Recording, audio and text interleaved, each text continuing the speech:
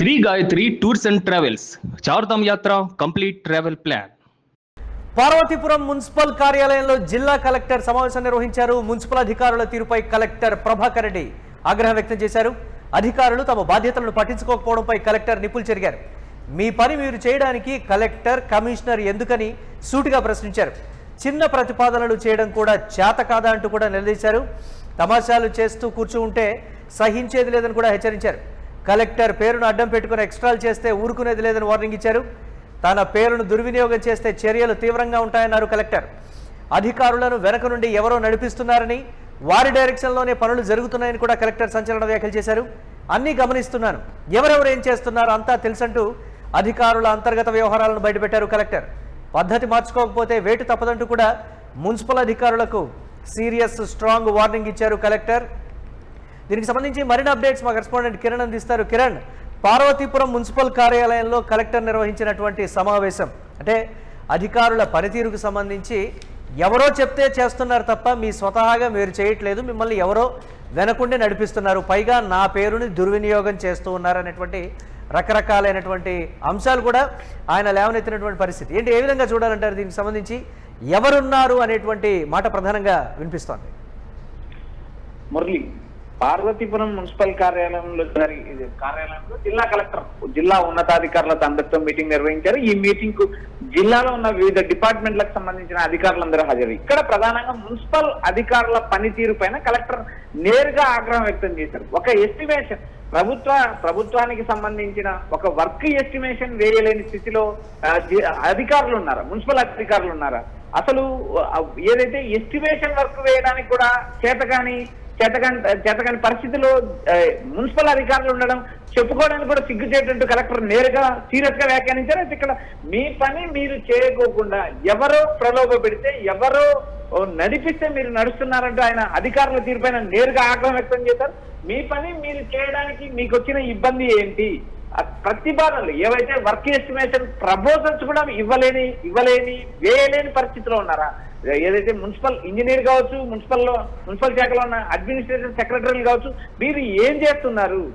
ఏదైతే జిల్లా కలెక్టర్ పేరు ఎందుకు దుర్వినియోగం చేస్తారో, మేము మీ వెనక ఎవరు నడిపిస్తున్నారో అనే అంశం నాకు సమాచారం ఉంది అంటే ఆయన నేరుగా మున్సిపల్ అధికారులపై తీవ్రంగా ఆగ్రహం వ్యక్తం చేశారు.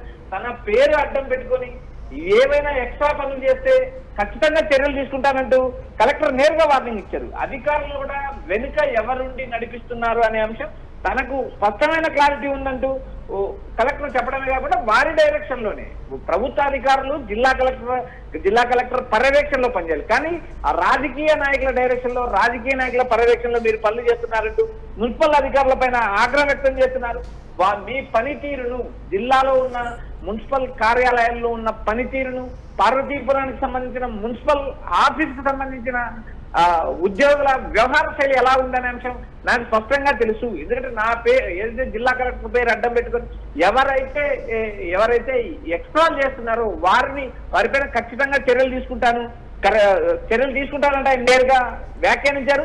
ఎవరెవరు ఏదైతే పార్వతీపురం మున్సిపల్ ఆఫీసులో ఎవరెవరు ఏ అధికారి ఏం పని చేస్తున్నారు అనేది కూడా తాను గమనిస్తున్నానంటూ నేరుగా అంతర్గత వ్యవహారాలు కూడా కలెక్టర్ బయట పెట్టాడు. ఏదైతే పద్ధతులు, ప్రభుత్వ అధికారులు ఏదైతే ప్రభుత్వ ఉద్యోగులు మీరు మీ పద్ధతులు మార్చుకోకపోతే ఖచ్చితంగా చర్యలు తీసుకుంటానంటే నేరుగా వార్నింగ్ ఇచ్చారు మురళి. మీ వెనక ఎవరుండి నడిపిస్తున్నారో నాకు అన్నీ తెలుసు అనేటువంటి ఒక అంతర్గత అంశాన్ని కూడా బయట బాహాటంగా ఆయన ఆవేశంతో మాట్లాడుతూ కూడా చెప్పినటువంటి పరిస్థితి. అంటే పొలిటికల్ ఇన్వాల్వ్మెంట్, అంటే మంత్రి కావచ్చు, ఎమ్మెల్యే కావచ్చు, ఇతర అధికారులందరూ కూడా దానికి సంబంధించి వారు చెప్పినట్టే వింటూ ఉన్నారనేటువంటి మాట. చిన్న చిన్న ప్రతిపాదనలు కూడా మీకు చేయటం రాదా, లేకపోతే దురుద్దేశపూర్వకంగానే మీరు చిన్న చిన్న ప్రతిపాదనలు కూడా ప్రభుత్వం దృష్టికి, అంటే నా దృష్టి వరకు కూడా మీరు తీసుకురాలేకపోతున్నారా అనేటువంటి మరొక ఆరోపణ. దీనే విధంగా చూడాలంటారు కిరణ్?